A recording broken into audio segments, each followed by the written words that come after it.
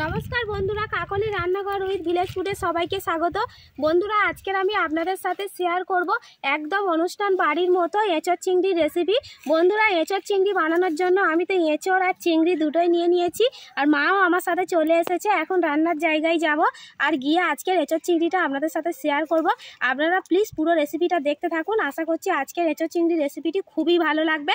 আর যদি ভালো লাগে চ্যানেলটিকে লাইক দিয়ে সাবস্ক্রাইব করে রাখবেন, আগামী দিনে যাতে নিত্য নতুন রেসিপি আপনাদের কাছে সবার আগে পৌঁছে যায়। চলুন তাহলে এখন রান্নার জায়গায় যাওয়া যাক। এখন আমি আর মা দুজনে বসে পড়েছি। আমি এঁচোড়টাকে কেটে নেব আর মা ওদিকে চিংড়িগুলোকে কেটে নেবে। এঁচোড় কাটার জন্য আমি প্রথমে বাটিতে জল নিয়েছি, সেই জলের মধ্যে একটু লবণ দিয়ে দেব আর একটু হলুদ গুঁড়ো দিয়ে দেব। এই লবণ আর হলুদ গুঁড়োটা দেওয়ার ফলে এঁচোড়টা কেটে রাখলে কিন্তু এঁচোড়টা লাল হয়ে যাবে না। এখন আমি এঁচোড়টাকে কেটে নেব।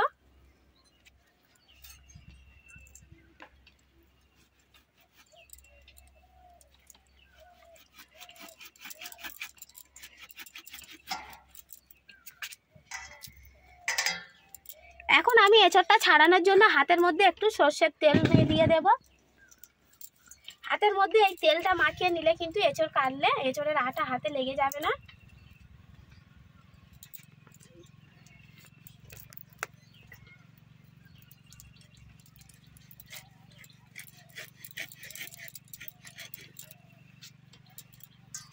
প্রথমে আমি এঁচোড়ের যে শিরাটা রয়েছে এই শিরাটাকে আমি বাদ দিয়ে দেব। তারপরে এঁচোড়ের খোসাটা ছাড়িয়ে নেব, তাতে এঁচোড়ের খোসা ছাড়াতে কিন্তু সুবিধা হয়। এঁচোড়ের মাঝের এই অংশটা কিন্তু কেটে ফেলে দিতে হয়।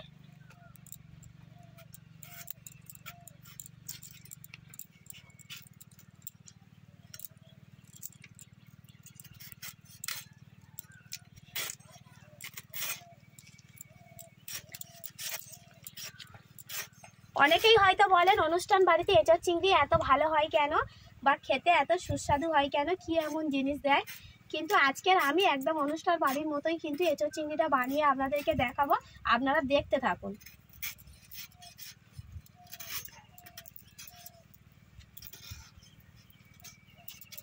দেখুন, এই শিরাটা কাটার ফলে কিন্তু আমার এঁচোড়ের এই খোসাটা ছাড়াতে কিন্তু খুবই ভালো হচ্ছে, তাড়াতাড়ি হয়ে যাচ্ছে। চিংড়িটা বড় বড় আছে।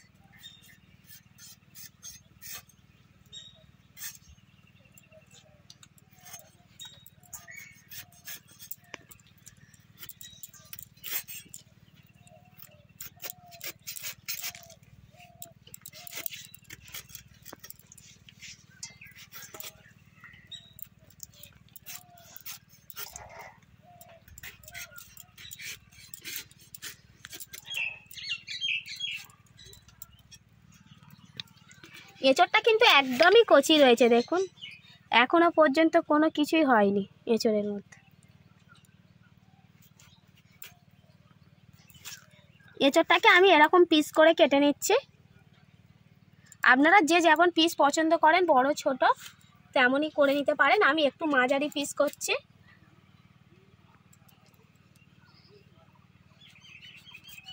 আর এই রকম কচি এঁচোড় কিন্তু এঁচোড় চিংড়ির জন্য একদমই পারফেক্ট। এঁচোড় যত কচি হবে এঁচোড় চিংড়ি খেতে ততই ভালো লাগবে।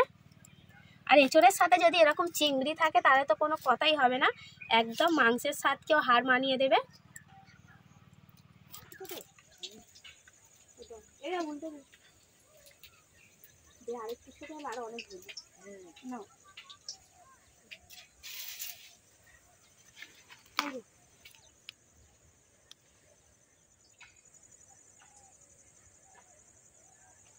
এঁচোড় চিংড়ি বানানোর জন্য আমি এখানে নিয়েছি এঁচোড়গুলোকে এরকম টুকরো টুকরো করে কেটে নিয়েছি।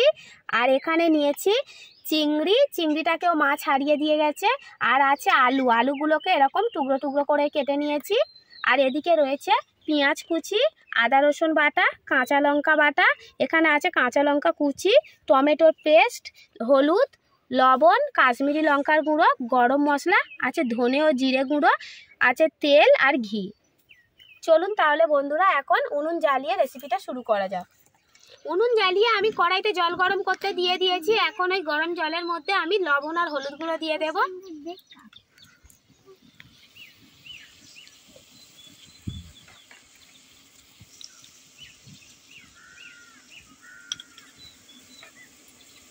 এখন ওই জলের মধ্যে এঁচড়গুলোকে দিয়ে দেব।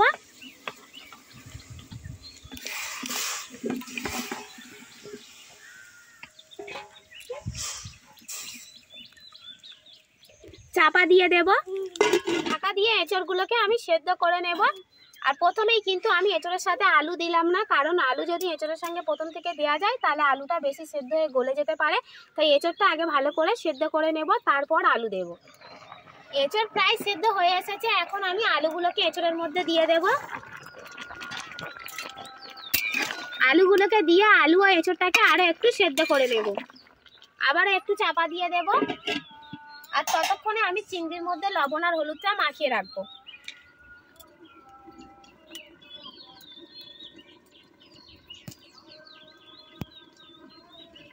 চিংড়িটা আপনারা যে যেমন মাপের নিতে পারেন, বড় ছোট যেমনই পাবেন। আমি এখানে কিছু চিংড়ি বড় নিয়েছি, কিছু একটু ছোট রয়েছে। এছাড়া আলু আমার সেদ্ধ হয়ে গেছে, এখন আমি নামিয়ে নেব।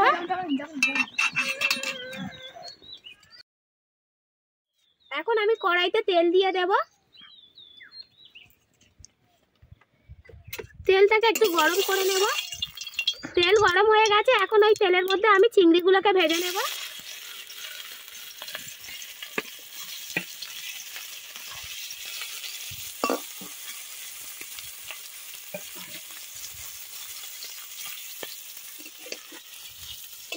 বন্ধুরা, আপনারা তো এঁচড়ের অনেক রকম রেসিপি খেয়ে দেখেছেন, তবে একবার এইভাবে চিংড়ি দিয়ে এঁচড় বানিয়ে এঁচড় চিংড়ি খেয়ে দেখবেন, খেতে কিন্তু খুবই ভালো হয়।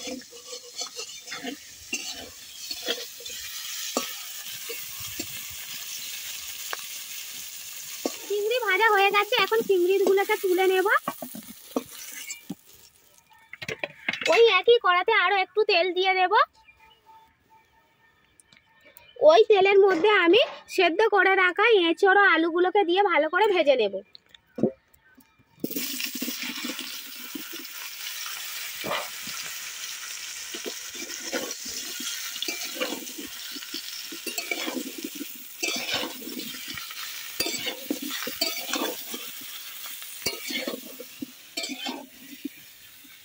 এঁচড় ও আলুটাকে একটু ভালো করে ভেজে নিতে হবে। আলু ও এঁচড় আমার ভাজা হয়ে গেছে, এখন আমি নামিয়ে নেব।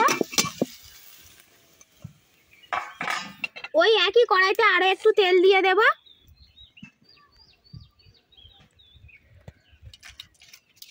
ওই তেলের মধ্যে আমি দিয়ে দেব তেজপাতা, দুটো এলাচ আর একটা দারুচিনি।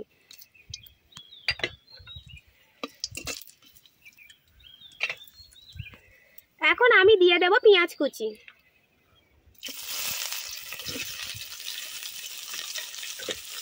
পেঁয়াজটাকে একটু লাল লাল করে ভেজে নেব। এলাচ আর দারুচিনিটা দেওয়ার ফলে কিন্তু খুব সুন্দর একটা সেন্ট বেরোচ্ছে। আর এটা কিন্তু আমি ফ্লেভারের জন্য দিলাম, আপনারা চাইলে নাও দিতে পারেন। পেঁয়াজ আমার লাল লাল করে ভাজা হয়ে গেছে, এখন আমি দিয়ে দেব আদা রসুন বাটা আর দিয়ে দেব কাঁচা লঙ্কা বাটা। আমি কিন্তু এই রেসিপিটাতে গুঁড়ো লঙ্কা ব্যবহার করব না, সেজন্য কিন্তু আমি কাঁচা লঙ্কা বাটাই দিলাম।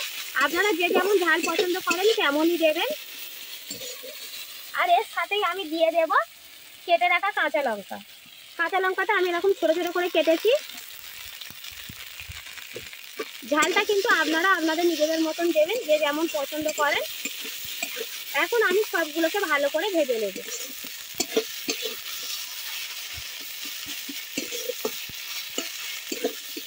এখন আমি দিয়ে দেব পেস্ট করে রাখা টমেটো।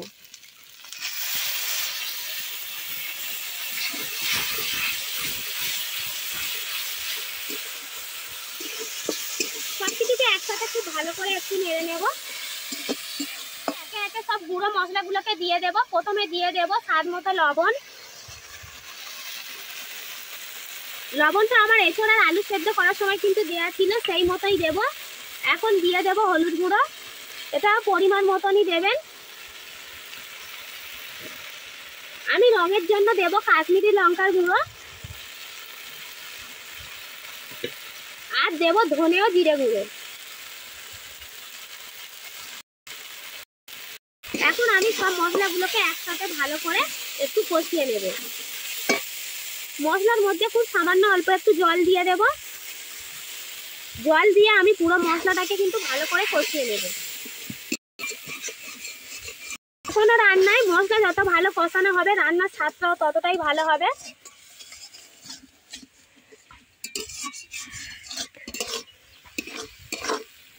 অল্প আঁচেই কিন্তু এই মশলাটা কষাতে হবে, একটু সময় নিয়ে। মশলা আমার ভালোভাবে কষানো হয়ে গেছে। এখন আমি মশলার মধ্যে এঁচোড় আর আলুটাকে দিয়ে দেব। এঁচোড় আর আলু দিয়ে কিন্তু মশলার সঙ্গে আরো একটু ভালো করে কষিয়ে নেব।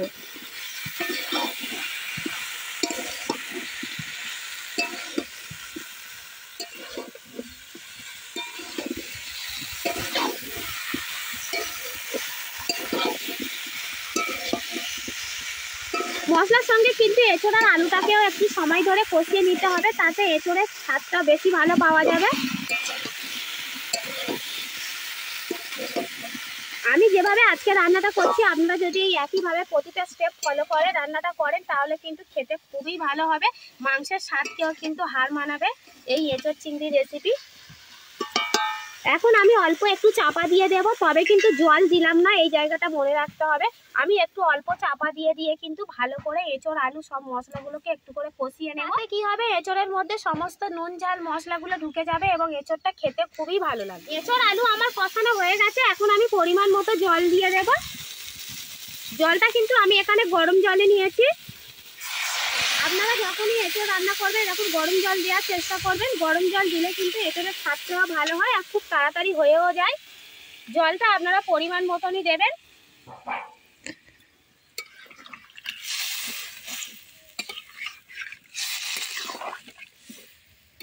আমি এখানে আর চাপা দেব না, এবার একটু বেশি জাল দিয়ে ঝোলটাকে ফুটিয়ে নেব। ঝোল ভালোভাবে ফুটে গেছে। এখন আমি ঝোলের মধ্যে ভেজে রাখা চিংড়িগুলোকে দিয়ে দেব। চিংড়িগুলোকে দিয়েও কিন্তু আরো একটু ভালো করে ফুটিয়ে নেব।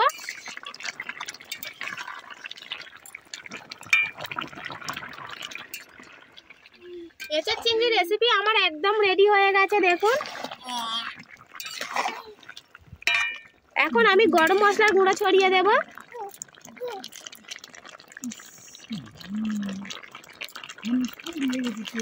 একটু নেড়ে দেব।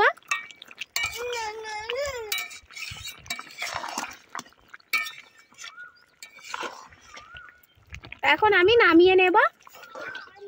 এই দেখুন বন্ধুরা, এঁচোড় চিংড়ি রেসিপিটি আমার কত সুন্দর হয়েছে, কি সুন্দর কালার এসেছে দেখুন। আর সেন্টও কিন্তু খুব সুন্দরই বেরিয়েছে এবং খুবই ভালো হয়েছে। মনে হচ্ছে যেন এখনই খেতে বসে যাই, এত সুন্দর হয়েছে। একদম অনুষ্ঠান বাড়ির মতো হয়েছে দেখুন। আর এখন কিন্তু আমি ঘি দিয়ে দেব ওপর থেকে।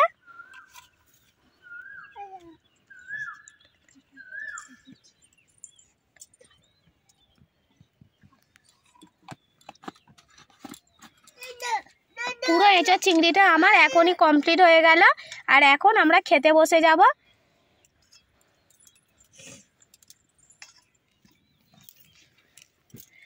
আজকে মা আর দিশা দুজনে খাচ্ছে, দুজনেই বলবে কেমন হয়েছে। দিশা খা।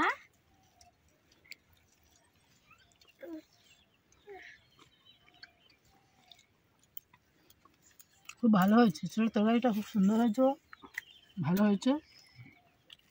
চিংড়ি পড়েছে তাই জন্য। হ্যাঁ, বড় বড় এঁচোড়টা যেমন কচি হয়েছিল আর চিংড়িগুলো বড় বড়, ওই জন্য টেস্টটা তো এমনিই ভালো লাগবে।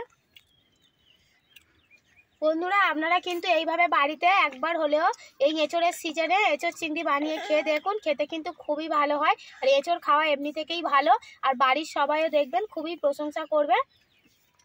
আর আমার এই এঁচোড় চিংড়ি রেসিপিটি যদি আপনাদের ভালো লেগে থাকে তাহলে চ্যানেলটিকে অবশ্যই লাইক কমেন্ট শেয়ার এবং সাবস্ক্রাইব করে আমাদের পাশে থাকবেন এবং পাশে থাকা নোটিফিকেশান অলটি অবশ্যই ক্লিক করে দেবেন, যাতে আগামী দিনের আরও নিত্য নতুন রেসিপি আপনাদের কাছে সবার আগে পৌঁছে যায়।